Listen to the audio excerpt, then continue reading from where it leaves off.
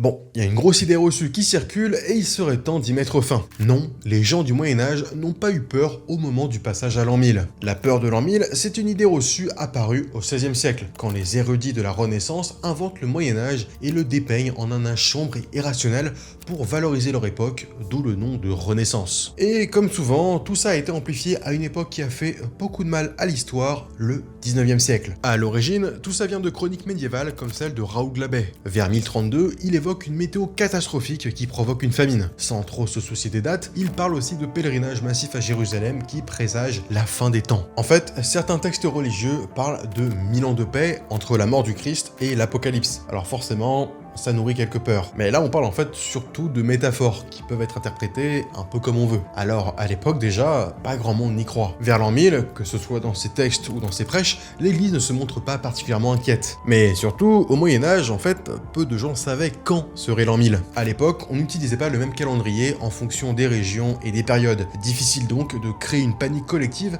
quand personne n'a la même référence.